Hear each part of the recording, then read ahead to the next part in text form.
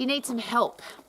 I've got this big gardening job to do, and a lot of people have suggested to me that, Rowie, why don't you get somebody to help you? And my answer to that is, why would I want somebody to expend my energy, burn up my calories, have my experience when I could do that myself? And it's something my father taught me a very long time ago. I was only a little girl. If you want to find a helping hand, the best place to find one is at the end of your own arm. Can you help me open the jar? Can you lift the suitcase? Can you carry that for me? They're all things that if we get other people to do them for us, then we miss out on the getting stronger, getting fitter, lifting heavy things, getting the experience of doing stuff. But it's probably more important than just lifting things and building a garden. If you rely on other people to always help you, and of course there's times when we need help, but is it possible that people are more likely to help us if we've done everything we possibly can ourselves?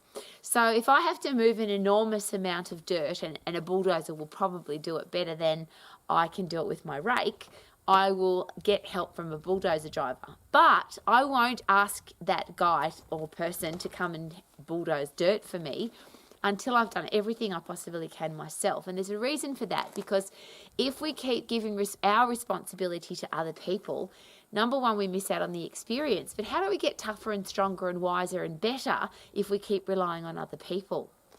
And one of the interesting things about being a human being, we are strong, we're tough, we can handle tough situations. But how do we know that if we don't have tough situations to handle? You only know how strong you are when strong's the only option. So every time you feel the urge to, can you please help me? I always ask this question: have I done everything I possibly can myself before I ask for help? And the interesting thing about these very successful people that I've had the privilege of having in my life, people that have helped me in my life, they've been very willing and able to help, and they want to help, but only if I've done as much as I possibly can myself. So it's not just the work. What about the research? What about the learning? What about the education? Please, can you help me do this? Should that come after? These are all the things that I've done myself.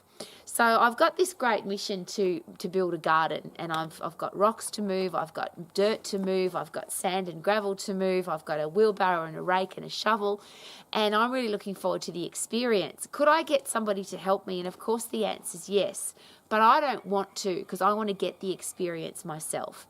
And I share that in a world where I think maybe we've become, and this is going to sound very controversial, but I think we've become a bit soft, because we don't.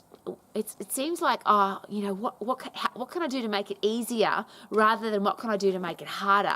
What's the easy way to get through this? What's the least I can do? What's the least amount of effort I can put in to get this done, rather than what's the most I can do?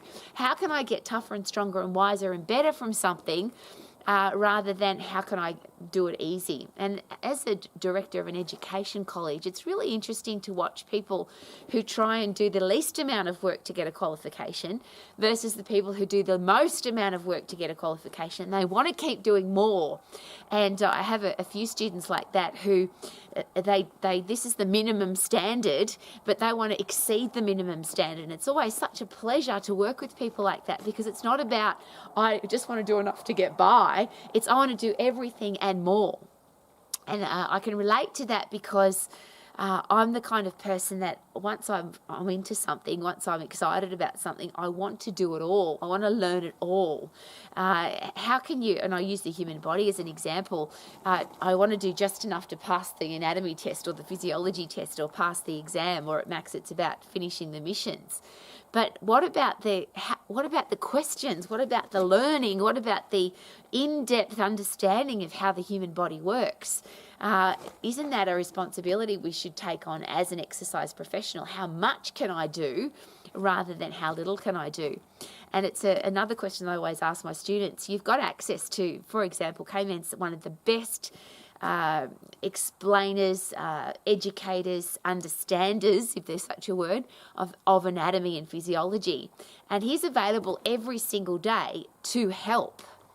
But if you come to him and say, please can you help me pass the quiz or pass the test, and you haven't done the session, it's a little bit more complicated, because the information's in the session, it's available to you, and then there should be a whole heap of questions. I live in a household where I ask him questions every single day about how the human body works. I do as much as I can myself, and when I get to the point where I can't understand it anymore, or I need some help with understanding it, then I go to the expert to help me out. But I want my brain to do the work. I want my body to do the work. Could I get a bulldozer? Could I get a digger? Could I get somebody to help me? Could I get a landscape gardener to come and do my garden for me? Yes, but I don't want to do that, because I want to have the experience myself. I want to learn and grow and get tougher and stronger. How about you? So every time you say to yourself, I need some help, how about pre-frame that with, have I done everything I can possibly do myself? Have I looked at the end of my own arm for my helping hand?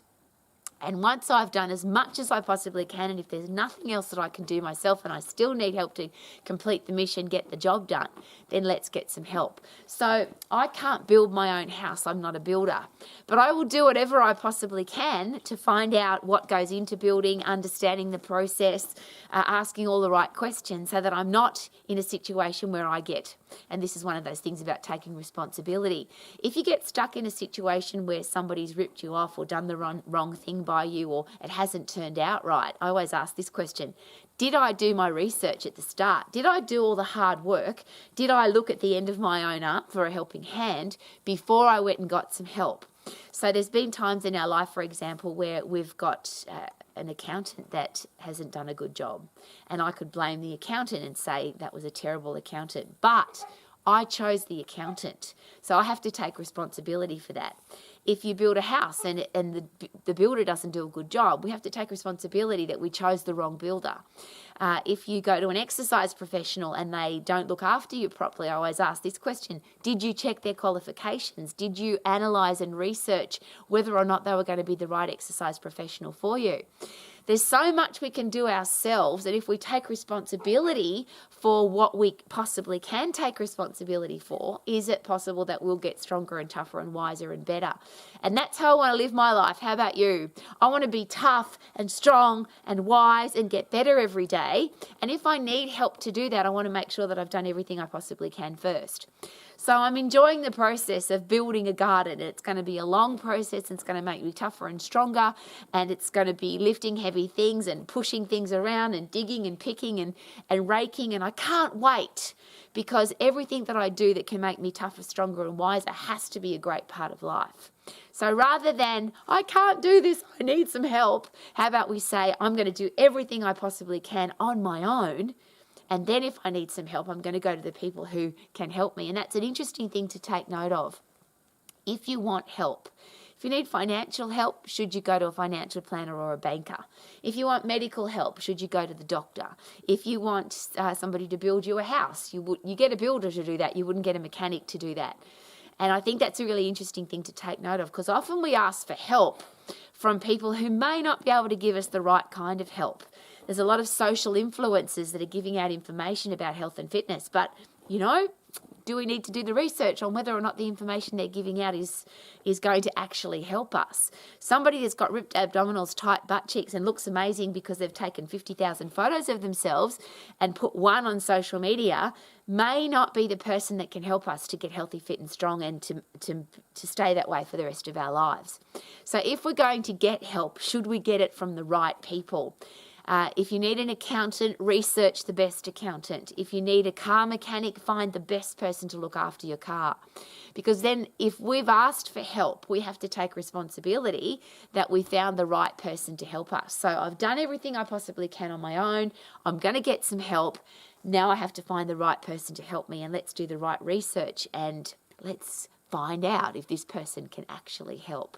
So if you want some help, have a look at the end of your own arm. There's some hands there, and that's usually the best helping hand. Woo!